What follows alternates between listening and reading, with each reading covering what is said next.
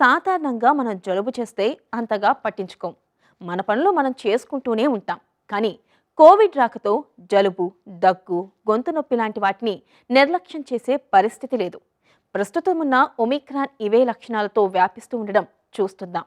చిన్న పెద్ద తేడా లేకుండా ఇది తీవ్రమైన వేగంతో చుట్టేస్తుంది.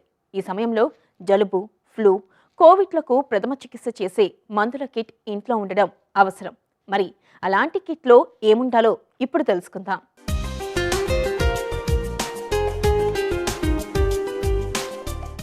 జలుబు, దాంతోపాటు ఒళ్ళు నొప్పులు, 1-2 రోజుల పాటు జ్వరం. ఇప్పుడు చాలా మందిలో ఇలాంటి లక్షణాలు కనబడుతున్నాయి. ఇలాంటి సమస్యలు కనిపించగానే వాడదగిన మందులతో ఫస్ట్ ఎయిడ్ కిట్ని అందుబాటులో ఉంచుకోవడం మంచిది. వీటిని నాన్ స్టిరాయిడల్ యాంటీ ఇన్ఫ్లామేటరీ డ్రగ్స్గా పిలుస్తారు. ఈ మందులను మనం తరచుగా తలనొప్పులు, జలుబు, ఫ్లూ, ఆర్థరైటిస్, ఏవైనా దీర్ఘకాలిక నొప్పులకు వాడుతూ ఉంటాం. అయితే ఇలాంటి మందులను వాడేటప్పుడు కొన్ని రకాల జాగ్రత్తలు తీసుకోవాల్సి ఉంటుంది. రక్తపోటు, మూత్రపిండాలకు సంబంధించిన వ్యాధులు, మధుమేహం ఉన్నవారు సొంత వైద్యంగా వీటిని తీసుకోవడం మంచిది కాదు. ఇప్పుడు వస్తున్న జలుబు ముక్కును మూసుకుపోయేలా చేస్తుంది. ఈ సమస్య నుండి బయటపడేసే స్ప్రేలు, డ్రాప్స్ వంటివి కూడా మన ఫస్ట్ ఎయిడ్ బాక్స్లో ఉండాలి. ఇవి ముక్కులో వాపును తగ్గించి శ్వాస హాయిగా ఉండేలా చేస్తాయి. ఫస్ట్ ఎయిడ్ కిట్ అనేది మనం దగ్గర ఉంచుకోవాల్సినవి ఏంటంటే పల్స్ ఆక్సిమీటర్. డెఫినెట్లీ మనకి ఏమైనా బ్రీతింగ్ డిఫికల్టీ కానీ, ఆక్సిజనేషన్ ఉన్నప్పుడు, ఆక్సిజన్ ప్రాబ్లం ఉన్నప్పుడు కానీ, ఆయాసం వస్తున్నప్పుడు కానీ, సో ఎప్పుడు కూడా ఆక్సిజన్ చెక్ చేసుకోవటము, ఆక్సిజన్తో పాటుగా రెస్పిరేటరీ రేట్ కూడా మానిటర్ చేసుకుంటూ ఉండాలి. ఎక్కువ సార్లు బ్రీతింగ్ తీసుకోవటం అనేది ఒక సిగ్నల్ అనమాట బ్రీతింగ్ డిఫికల్టీలో. థర్మోమీటర్, టెంపరేచర్ పెరుగుతుందా లేదా, ఎంత టెంపరేచర్ వస్తుంది, స్పైక్స్, సడన్గా హై టెంపరేచర్, లో టెంపరేచర్స్, కంటిన్యూగా ఉంటుందా టెంపరేచర్ లేదా స్పైక్స్ వస్తున్నాయో, థర్మోమీటర్ అనేది దగ్గర ఉంచుకోవాలి. And diabetic patients always sugar monitors చేసుకుంటూ ఉండాలి. ఎందుకు అంటే ఇమ్యూనిటీ వాళ్ళకి ఎట్లయినా తక్కువ ఉంటుంది. దానితో పాటు చిన్న చిన్న ఇన్ఫెక్షన్స్ కూడా చాలా స్ప్రెడ్ అయ్యి ఫాస్ట్గా వెళ్ళే ఛాన్సెస్ ఉంటాయి. And blood pressure, BP operators, if possible ఎవరి వాళ్ళకి సొంతగా బీపీ ఆపరేటర్స్ ఉంటే బెటర్. ఎందుకంటే ఆల్రెడీ బీపీ ఉన్నవాళ్ళు, పెద్దవాళ్ళు, బీపీ మెడిసిన్స్ వాడుతున్న వాళ్ళు డెఫినెట్లీ వాళ్ళు చెక్ చేసుకొని మానిటర్ చేయడం అనేది చాలా ఇంపార్టెంట్. సో మెడిసిన్స్ మనం ఉంచుకోవాల్సింది ఎనీథింగ్ పారాసెటమాల్ కావాలి. మన బాడీ వెయిట్ని బట్టి పారాసెటమాల్, వెదర్ చిన్నపిల్లలకి సిరప్ ఇవ్వాలా, 500 mg ఇవ్వాలా, 650 mg ఇవ్వాలా అనేది మనము మన సివియారిటీ, టెంపరేచర్, బాడీ వెయిట్ని బట్టి మనం పారాసెటమాల్ దగ్గర ఉంచుకోవాలి. యాంటీహిస్టమైన్స్, ఏదైనా సిట్రిజిన్, జలుబుకు సంబంధించినవి, దురదలు, జలుబు, తుమ్ములు ఇలాంటివి వచ్చినప్పుడు, అప్పర్ రెస్పిరేటరీ ఇరిటేషన్స్ వచ్చినప్పుడు సిట్రిజిన్ కానీ, లివోసిట్రిజిన్ కానీ, సో అవి అవసరమైతే దగ్గర ఉంచుకోవడం బెటర్ ఆప్షన్. అండ్ యాంటీబయాటిక్స్ అంటారా, యాంటీబయాటిక్ అనేది మిస్యూజ్ అవుతుంది. దానివల్ల ఎర్లీగా యూజ్ చేయడం వల్ల యాంటీబయాటిక్ రెసిస్టెన్స్ వస్తుంది. సో యాంటీబయాటిక్ అనేది ఎప్పుడైతే అవసరమవుతుందో అప్పుడే యూజ్ చేయాలి.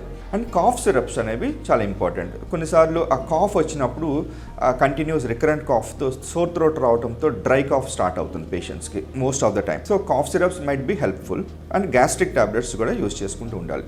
జలుబు, దగ్గులు బాధిస్తున్నప్పుడు చేతులను శుభ్రంగా ఉంచుకోవాలి. సబ్బుతో చేతులను శుభ్రం చేసుకోవడం మంచిది. అయితే ప్రథమ చికిత్సా కిట్లో 60% ఆల్కహాల్తో కూడిన హ్యాండ్ శానిటైజర్ ఉండాలి. జ్వరం పెరుగుతుందా అనేది చెక్ చేసుకోవడానికి ఒక థర్మామీటర్ అవసరం. ఇప్పుడున్న పరిస్థితుల్లో ఏమాత్రం జలుబు, దగ్గు ఉన్నా మాస్కులు తప్పనిసరి. ఫస్ట్ ఎయిడ్ కిట్లో ఇవి కూడా ఉండాలి. వైరస్ చుట్టుపక్కల వారికి సోకకుండా ఉండాలంటే తామున్న పరిసరాలను శుభ్రం చేస్తూ ఉండాలి. ఇన్ఫెక్షన్ను నివారించే స్ప్రేని ఉపయోగిస్తూ ఉండాలి. జ్వరం, దగ్గు, జలుబు ఉన్నప్పుడు నీరు ఎక్కువగా తాగుతూ ఉండాలి. అలాగే గోరువెచ్చని టీ, ద్రవ పదార్థాలు, ORS లాంటి ద్రవాలను తీసుకోవడం మంచిది. చాలామంది చేసే తప్పు ఏంటంటే మేము వాళ్ళకి చెప్పేది స్టీమ్ ఇన్హలేషన్ తీసుకోండి అని చెప్తాం కొంచెం కంజెషన్ ఉన్నప్పుడు.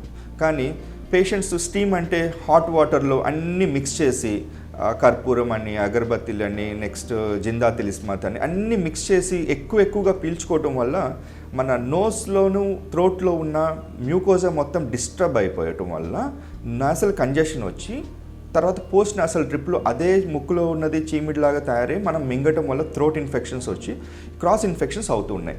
సో స్టీమ్ అనేది చాలా మైల్డ్గా అవసరమైనప్పుడే వాడాలి, అంతేగాని it should not be a protocol. Covid వచ్చిందనగా అందరూ స్టీమ్ పట్టడం కానీ వేడివేడిగా తాగేసి గొంతు కాల్చుకోవడం కానీ చేయకండి. వైటమిన్ సి యాంటీ ఆక్సిడెంట్ చాలా హెల్ప్ఫుల్. మన కోవిడ్ సిచ్యువేషన్లో మీరు చూసినట్లయితే everyone is taking vitamin C. Antioxidant లాగా హెల్ప్ చేస్తుంది, ఏమన్నా ఇమ్యూనిటీని కూడా బూస్ట్ చేస్తుంది. సో ఓవరాల్గా మంచి డైట్ అనేది చాలా ఇంపార్టెంట్. డైట్ నెగ్లెక్ట్ చేసి మీరు ఓన్లీ ట్యాబ్లెట్స్ మీద ఫోకస్ చేయొద్దు.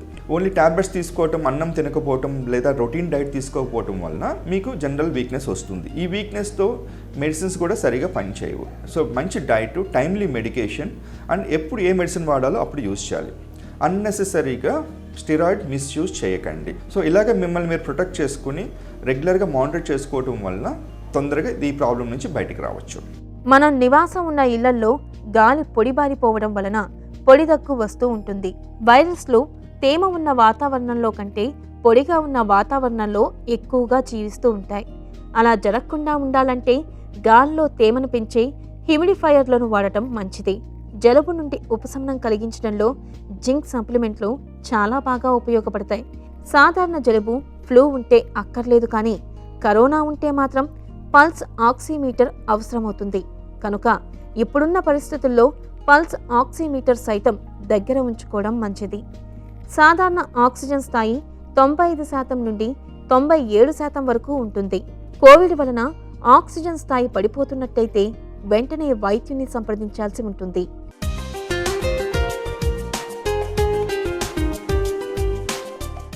జలుబు, దగ్గు, గొంతు నొప్పి లాంటి లక్షణాలు కనపడుతుంటే ఇంట్లో మనకు తెలిసిన చిట్కాలు పాటిస్తూ ఉంటాం. అయితే ఇంటి చికిత్స ఎంతవరకు చేయవచ్చు, వైద్యుని వద్దకు ఎప్పుడు వెళ్ళాలి అనేది కూడా మనకు తెలిసి ఉండాలి. శ్వాస తీసుకోవడంలో ఇబ్బంది, తీవ్రమైన జ్వరం, ఛాతి నొప్పి, గందరగోళం, నిద్ర లేవడానికి ఇబ్బంది, మూర్ఛ, తీవ్రమైన కండరాల నొప్పులు వంటి సమస్యలు ఉంటే మాత్రం తప్పకుండా వెంటనే వైద్యుని సంప్రదించాల్సి ఉంటుంది.